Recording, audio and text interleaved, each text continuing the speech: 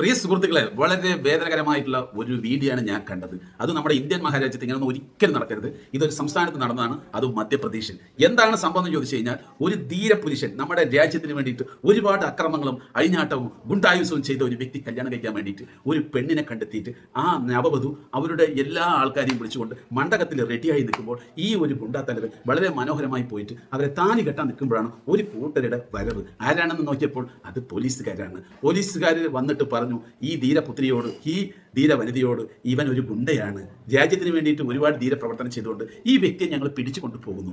അപ്പോൾ ആ ധീരവനിത നെട്ടിപ്പോയി. നമ്മൾ വിചാരിക്കും ആ കല്യാണം അവിടെ വെച്ച് വേണ്ടാന്ന് പറയുന്നു. അവിടെയാണ് തെറ്റുപറ്റിയത്. ഈ ധീരവനിത പറഞ്ഞു, ഈ ഒരു മഹാൻ, ഈ ഒരു രാജ്യസ്നേഹി, ഇതിന് വേണ്ടി ഇത്രയും കാര്യങ്ങൾ ചെയ്ത് ഈ ഒരു വ്യക്തിയെ ഞാൻ ഒരിക്കലും മറക്കൂല, വിടുവുമില്ല. അതുകൊണ്ട് സാറേ, ദയവ് ചെയ്ത് ഞങ്ങൾക്ക് ആ ഒരു ധീരപുരുഷനെ ഞങ്ങളുടെ കയ്യിൽ തന്നെ തിരിച്ചു തരണം, എനിക്ക് തരണം.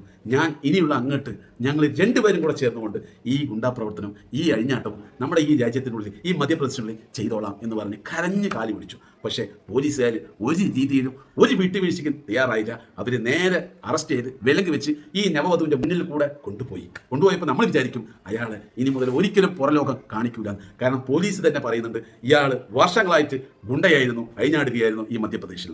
അങ്ങനെ അഴിഞ്ഞാടുന്ന ഒരു വ്യക്തി എങ്ങനെ ഇപ്പോഴും പുറത്തിരിക്കുന്നു, എങ്ങനെ പുറത്തായി, എങ്ങനെ കല്യാണത്തിന് വന്നു, എങ്ങനെ കല്യാണം കഴിക്കുന്നു എന്നുള്ളത് നമ്മൾ ചിന്തിച്ചാൽ കിട്ടും. അപ്പോൾ തീർച്ചയായിട്ടും ഈ പ്രതികളെ, അതായത് ഈ ആകാശ് എന്ന പ്രതിയെയും അവൻ്റെ കൂട്ടാളിയെയും കൊണ്ടുപോയിട്ട് 14 ദിവസം ഒരു കേസ് എഴുതി റിമാൻഡ് ചെയ്യും. 14 ദിവസം കഴിഞ്ഞാൽ നല്ലൊരു വക്കീലെ കണ്ട് ജാമ്യനെടുത്ത് വീണ്ടും ഈ ധീരവനിതയെ കല്യാണം കഴിക്കാൻ വേണ്ടി വന്നിട്ട് കല്യാണം കഴിച്ച് സുഖസുന്ദരമായിട്ട് ഇനി അങ്ങോട്ട് ഈ ഗുണ്ടായസവും അഴിഞ്ഞാട്ടവുമായിട്ട് മുന്നോട്ട് പോകും, ജനങ്ങളെ ദ്രോഹിച്ചുകൊണ്ട്.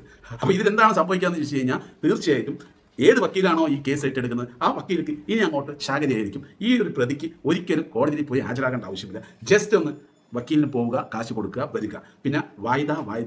അതായത് വായ്ദ എന്ന് പറഞ്ഞു കഴിഞ്ഞാൽ ഇനി മുതൽ അങ്ങോട്ട് ഹാജരാകാതെ പ്രതി മാത്രം പോയിട്ട് വക്കീലെ കണ്ടിട്ട് കാശ് കൊടുത്തിട്ട് വന്നു കഴിഞ്ഞാൽ നമ്മുടെ രാജ്യത്ത് സുഖസുന്ദരമായിട്ട് എത്ര കാലം വരെയും എത്ര കേസ് വെച്ചിട്ടും മുന്നോട്ട് പോയിക്കൊണ്ടേയിരിക്കുക, ആരും ചോദിക്കാൻ പറ്റില്ല എന്നുള്ളതാണ് ഇതിൻ്റെ സത്യം. അതുകൊണ്ടാണല്ലോ ഈ പോലീസുകാർ തന്നെ പറയുന്നത്, ഇവൻ വലിയൊരു ഗുണ്ടയായിരുന്നു, വർഷങ്ങളായിട്ട് ഗുണ്ടാ പ്രവർത്തനം ഒരു പ്രൊഫഷണലായിട്ട് ചെയ്തുകൊണ്ടിരിക്കുന്നത് എന്നുള്ളത്. അപ്പോൾ തീർച്ചയായിട്ടും ഇവിടെ കുറ്റം ആരാണ് ചെയ്യുന്നത്? പോലീസുകാരാണോ, നമ്മുടെ നിയമമാണോ, അതോ ഈ ഗുണ്ടയാണോ?